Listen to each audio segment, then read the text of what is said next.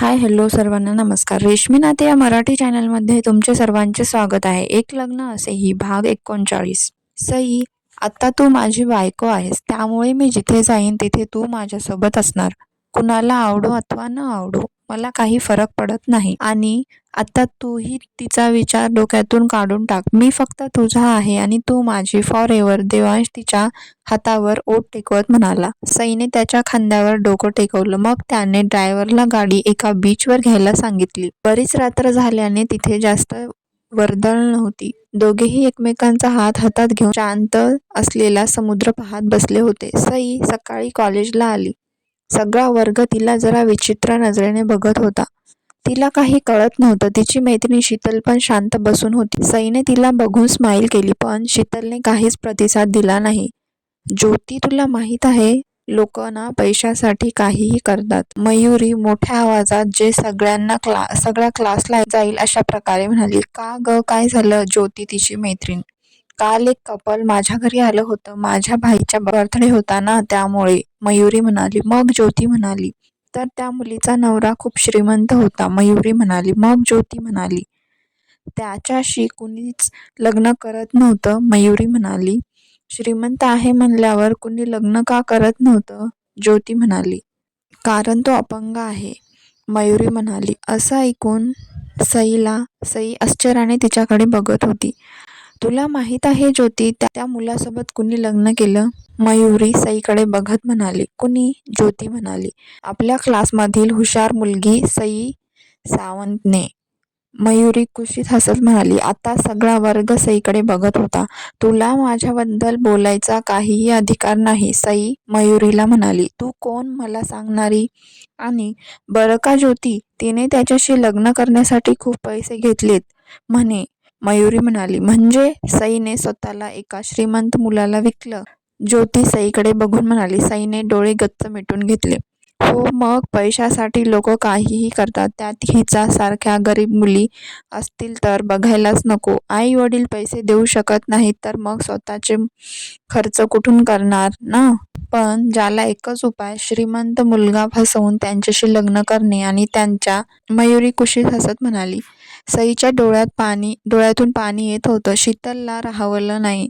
तुला काय करायचं आहे? तिने कुणाशीही लग्न केलं असेल. तिच्या वैयक्तिक गोष्टीचा असा जोक बनवणे बरोबर नाही मयुरी, शीतल म्हणाली.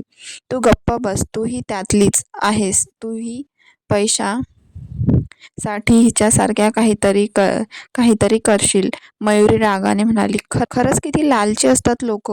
अगं सई, श्रीमंत मुलाशी लग्न केलंस ते ठीक, पण मुलगा निदान धडधाकट तरी बघायचा ना. तो लंगडा तुला काय सुख देणार?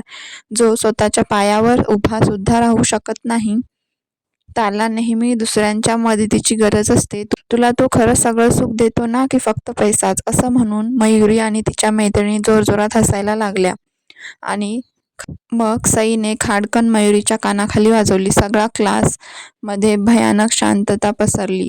मयुरी आश्चर्याने गालावर हात ठेवून उभी बघत होती, तर सई रागाने तिच्याकडे बघत होती. बस, खूप बोललीस. यापुढे एक शब्द जरी बोललीस ना, तर जीभ तोडून हातात देईन. तुला काहीच अधिकार नाही माझ्या वैयक्तिक गोष्टींचा मजाक असं गॉसिप करण्याचा. लग्न ज्याही कारणामुळे झालं असेल तो आमचा प्रश्न आहे आणि या लग्नामुळे आम्ही दोघंही सुखी आहोत. मग तुम्ही कोण? आमच्या आयुष्यात ढवळाढवळ करणारे आहेत. माझे देवांश अपंग, पण विचाराने ते तुमच्यापेक्षा कितीतरी पटीने श्रेष्ठ आहेत. मला ते अपंग आहेत याचा काहीच फरक पडत नाही. चांगल्या मुलांसोबत तरी कुणीही लग्न करेल. हिंमत लागते अशा मुलासोबत लग्न करून संसार करायची. आहे तुझ्यात अशी हिंमत? कशी असणार? तुझ्या बहिणीमध्ये पण हिंमत कुठे होती? तिने देवांशचा पैसा, रूप बघून त्यांच्यावर प्रेम तर केलं, पण अपघातात ते अपंग झाले म्हणून सोडून सुद्धा दिलं. तिला फक्त त्याचा पैशात आणि त्याच्या शरीरावर प्रेम होतं, मनावर नाही.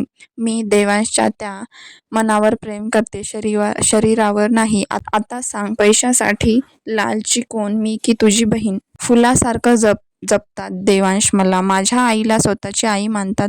त्यांची पूर्ण फॅमिली माझी खूप काळजी घेते. देवांश माझ्या आयुष्यात आहेत हे मी माझं सौभाग्य समजते, कारण त्यांच्यासारखं प्रेम करणारा, काळजी घेणारा, लाड करणारा नवरा खूप लोकांच्या नशिबात असतो. माझी स्वप्न ते त्यांची स्वप्न समजतात. अजून काय हवंय? असा सपोर्ट करणारा नवरा भेटायला नशीब लागतं आणि मी स्वतःला खूप नशीबवान समजते. त्यामुळे तुझ्यासारख्या खालच्या पातळीचा विचार करणाऱ्या लोकांचा बोलण्याचा माझ्यावर काहीही फरक पडणार नाही. तू फक्त पैशाने श्रीमंत आहेस, पण विचाराने खूप गरीब. जरा विचार करण्याचा दर्जा वाढव बाळा. खूप मुद्दे आहेत विचार करण्यासारखे.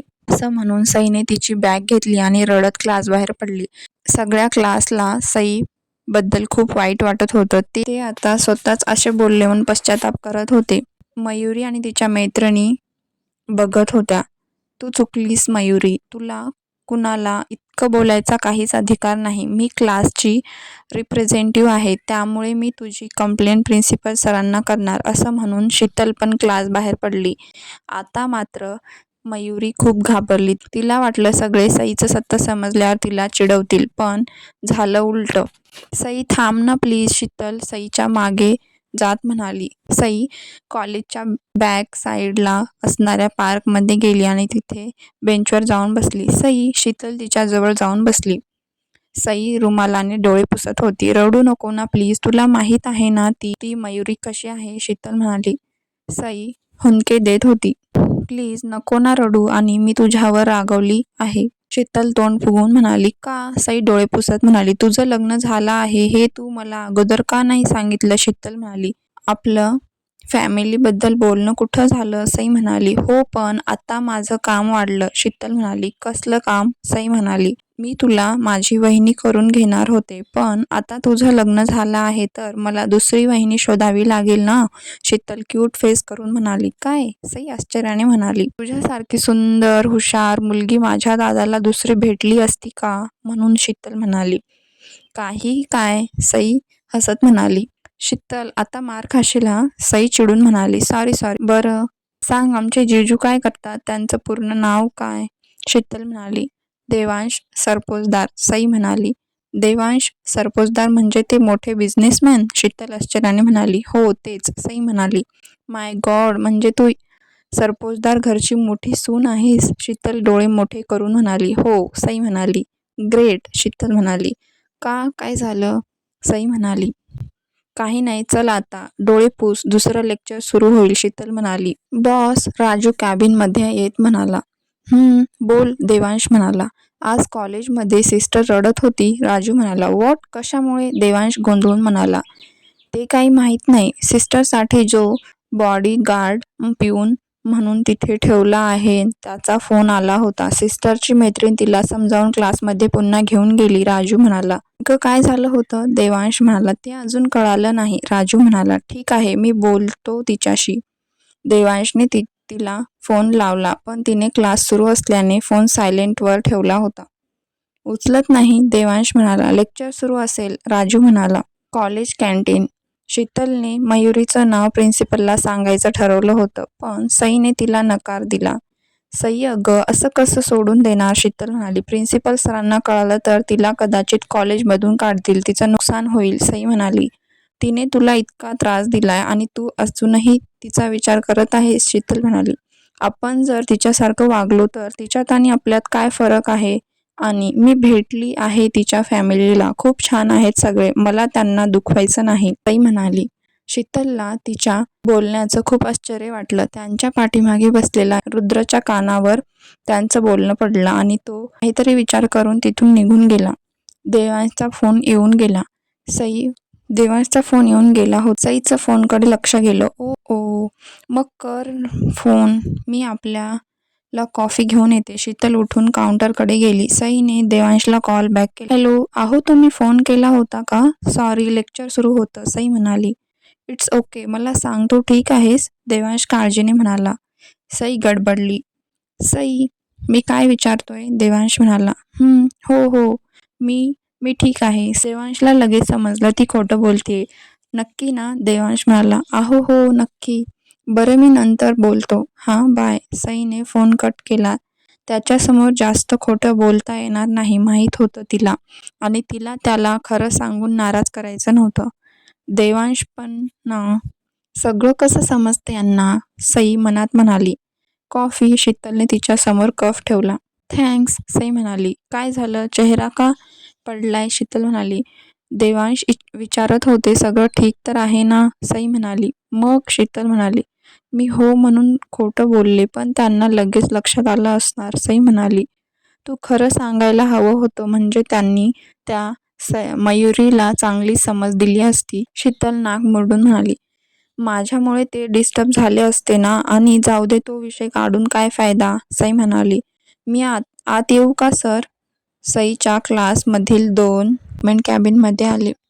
सर, तुम्ही आम्हाला बोलावलं? दुसरा मुलगा. हो, मला सांग, आज क्लासमध्ये काय झालं? रुद्र त्यांच्याकडे रोखून बघत म्हणाला. सर, ते मयुरी आणि सईचं भांडण झालं होतं. पहिला मुलगा. सगळं नीट सांगायचं, रुद्र खुर्चीला रोखून बघत म्हणाला. मग त्या मुलांनी घडलेला सगळे प्रकार रुद्रला सांगितला. ठीक आहे, तुम्ही जा आणि मयुरी राणे व तिच्या मैत्रिणींना माझ्या कॅबिनमध्ये यायला सांगा, रुद्र शांतपणे म्हणाला. Yes sir. क्लासमध्ये निघून गेली. समोर काय झालं पाहूया पुढील भागात. हा भाग कसा वाटला कमेंट करून नक्की सांगा. भेटूया पुढील भागात.